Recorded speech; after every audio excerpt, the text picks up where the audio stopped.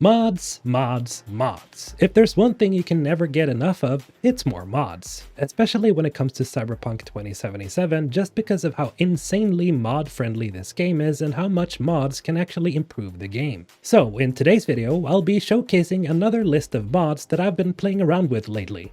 Oh, and if you enjoyed the video, then, well, I'd appreciate it if you mashed that like button. Thank you. Now, let's move to the first mod on this list. The so-called Time Dilation Overhaul mod. Now, while the name of this mod sounds pretty simple, the mechanics of it are actually pretty complicated. If you've played Cyberpunk for some time now, you're probably familiar with the time dilation mechanic. This bullet time is something that is heavily showcased in Cyberpunk Edgerunners as well, whenever David uses his own Sandevistan to increase his reflexes and perception. Now, in normal cases, using the different Sandevistans found throughout the game essentially gives you the same experience. Time slows down and you move faster, and its effectiveness is based on what rarity of Sandevistan you have. With the Time Dilation Overhaul mod, however, the different Sandevistan implants have their own unique effects, strengths, and weaknesses. One weakness being that all of the Sandevistans now only last for a couple of seconds, but also refreshing quicker, meaning that it changes the Sandevistan playstyle completely. You also lose a fair bit of health whenever using the implant, meaning that you have to use a lot of meds if you're activating it often. Now, looking at the Dinalar Sandevistan, this implant allows you to deflect bullets back at your enemy when activating it.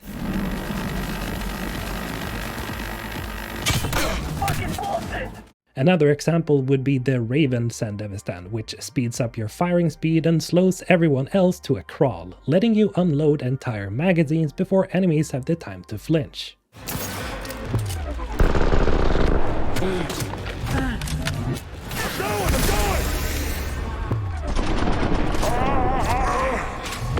Of course, the firing speeds you see here wouldn't be possible without a couple of additional mods, which I'll be talking about next.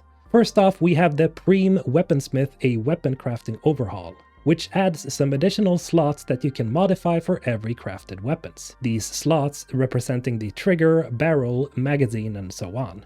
Now, while you cannot see the changes on your weapon model, the modifiers are very noticeable. Here you can see me crafting a very standard rifle, the D5 Copperhead, which is usually only good for salvaging or selling. But by creating a modified version of it using Preem Weaponsmith, I've now created an insanely powerful assault rifle that literally melts any enemy I come across.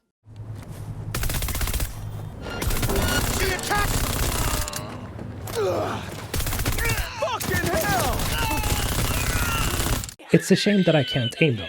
Now, essentially being the reverse Hawkeye, I also installed the ranged attack speed damage fix in order to compensate for the thousands of stray bullets going everywhere whenever I'm in a firefight. This mod goes perfectly together with Preem Weaponsmith as it removes the drop-off in damage that happens whenever you use a rapid-fire weapon in Cyberpunk. So even if you lose out on a few shots with your custom miniguns, you can be sure that every shot will be just as powerful as the last. And I gotta be honest, after using a Blue Defender LMG with an upgraded barrel and magazine together with the Raven Sandevistan, I can safely say that this is one of the most fun builds I've made in this game, as it's just such an insanely satisfying combination.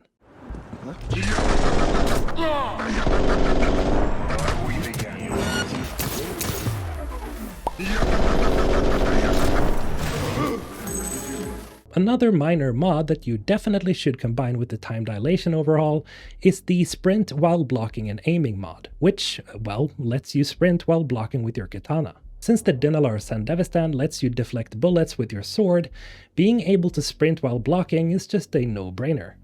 Moving on from combat-oriented mods, if you've ever felt that Night City needs to have more people, well, then I can suggest that you get CDPR's Astonishing Crowd Density. Some of you may not know this, but back when patch 1.6 launched, CDPR added another level to the crowd density setting. However, it seems that they forgot to add it into the menu.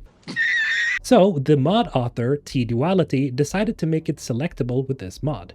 While testing it, I noticed a general increase in the number of Night City NPCs appearing at the same time, as well as a drop in my game's FPS, so it definitely works. Now, in my last video, I showcased Lizzie's Bar Enhanced, and this next mod is pretty much in the same category. Because Do Drop In Enhanced essentially opens up most of the locked doors at Do Drop In, which is a motel you unlock after completing the gig Serious Side Effects. This mod also gives you your own personal space at Do Drop In, so if you for some reason have created an emotional attachment to this run-of-the-mill motel, then this is the mod for you. Now, while we're at the subject of housing, you might want to grab better housing buffs as well, just for immersion's sake. You see, whenever you take a nap in-game, or drink coffee, or take a shower, you get a buff. Only this mod makes the buffs stronger and makes them last twice as long. The XP buff you get after sleeping is now definitely worth it after installing the mod, helping you level up quicker. But if you're too lazy doing gigs and missions, you should definitely check out the Talents Advancement Shard eShop, which requires the Virtual Atelier mod I spoke about in my first Cyberpunk mod video this year. If you've got the eddies, you can now simply buy perks or skill points for any perk tree of your choosing from V's computer. I highly recommend getting the version of the mod with the more expensive shards, as the normal version is a tad too cheap in my opinion. And while we're still on the subject of virtual ateliers, we also have the Netrunner eShop, which lets you access another online store that lets you buy every quick hack in the game, together with the crafting materials you might need if you want to craft them instead. Another mod that I can highly recommend that'll make your V as effective as possible is Kiroshi Optics Expanded. This mod introduces legendary versions of the Kiroshi implants for V's eyes, and the best one comes with 6 slots for cyberware mods. Kiroshi Optics Expanded is one of those mods that just feels natural to the game, as in the base version of Cyberpunk, there's only 3 ocular implants you can get in the entire game, so you should in all honesty just get this mod. Okay, so if you're one of those people who thinks that Cyberpunk should have had a bailout function in the base game, then this mod is for you. Bailout simply lets you exit your car or get off your bike while it's still rolling, unlike the base game where your vehicle will automatically stop if you try to exit while it's still driving. Unfortunately, there are no physics like a rolling animation a la GTA whenever you bail, but it's great that there's a mod that lets you exit your vehicle in a panic in case you're about to crash or drive off a cliff. Oh shit, not good. Now, when you're cruising around Night City, you might want to turn on some good music that fits the mood. Nope. Bummer. Unfortunately for you, Cyberpunk's radio music is anything but good. Okay, sure, I'll admit that there are a few good tracks, like I Really Want to Stay at Your House. But in case you don't want to be an emotional wreck, then I can highly suggest you install Radio EXT. This mod simply lets you install your custom radio stations, meaning that you can be listening to your favorite songs through your virtual Cyberpunk vehicle. Being a synthwave guy myself, I can highly recommend getting Outrun Waves 93.7, as the music is just the kind you're looking for when driving through a city lit by neon lights.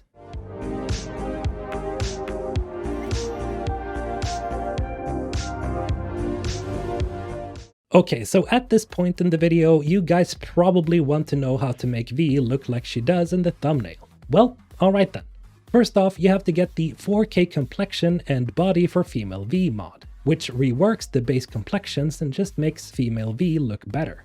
Then you want to grab the Wingdeer hair collection, which contains honestly the best hairstyles you'll find from the modding community. Lastly, for the clothes, you'll want to get the Cyberpunk outfit, which you can then buy from V's Computer Atelier store or by simply adding it through the in-game console. And that's all the mods I got for today.